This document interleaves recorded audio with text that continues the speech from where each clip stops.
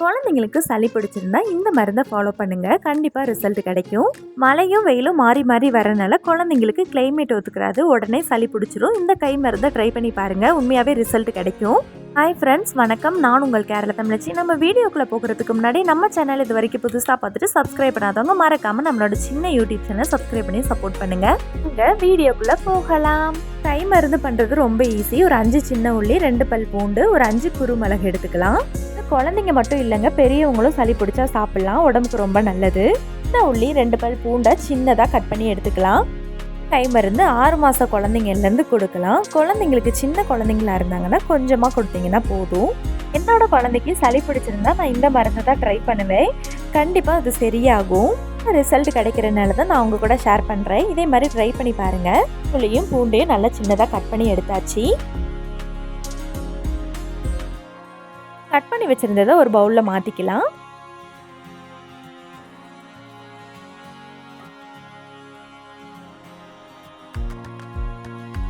நம்ம மிளகை லைட்டாக இடித்து சேர்த்துக்கலாம், அப்போ தான் நல்லா சாறு இறங்கும்.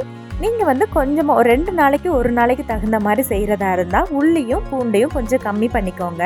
நான் ஒரு 3 நாளைக்கு இந்த மருந்து வச்சு கொடுக்க போகிறேன். 3 நாளைக்கு வச்சு யூஸ் பண்ணி கொடுக்கலாம், அது ஒரு பிரச்சனையும் கிடையாது.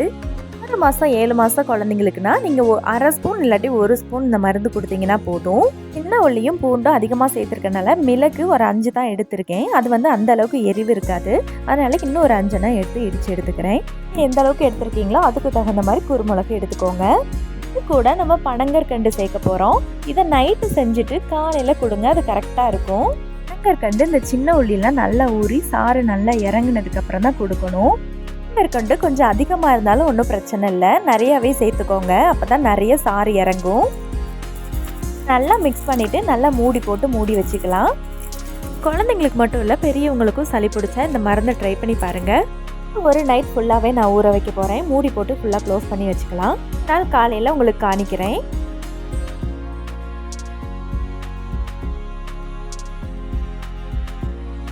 மறுநாள் காலையில் ஓப்பன் பண்ணி பார்க்கலாம்.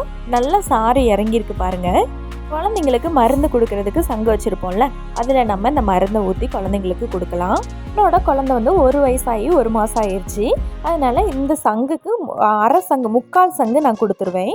இந்த மாதிரி ஸ்பூன் வச்சு எடுத்துக்கோங்க, அப்போ 2-3 நாளைக்கு யூஸ் பண்ணலாம். இந்த மாதிரி நீங்களும் உங்கள் குழந்தைங்களுக்கு ட்ரை பண்ணி பாருங்கள், ரொம்ப ஹெல்த்தியானது கூட. மறக்காமல் இந்த வீடியோக்கு லைக்கும் சப்ஸ்கிரைப் பண்ணி நம்மளோட சின்ன யூடியூப் சேனலை சப்போர்ட் பண்ணுங்கள். கூடவே சேனலோட பெல் சிம்பிளை கிளிக் பண்ணிவிட்டு நோட்டிஃபிகேஷனை ஆல்ல போட்டுக்கோங்க, அப்போ தான் நான் போடுற வீடியோஸ்லாம் உங்களுக்கு அடுத்தடுத்து உடனே நோட்டிஃபிகேஷனாக வரும். உங்கள் ஃப்ரெண்ட்ஸ் அண்ட் ஃபேமிலிக்கு இது யூஸ்ஃபுல்லாக இருக்கும்னு நினச்சிங்கன்னா இந்த வீடியோவை ஷேர் பண்ணுங்கள். இதே மாதிரி இன்னொரு யூஸ்ஃபுல்லான வீடியோவில் உங்களை சந்திக்கிறேன். அது வரைக்கும் தேங்க்யூ, பாய்.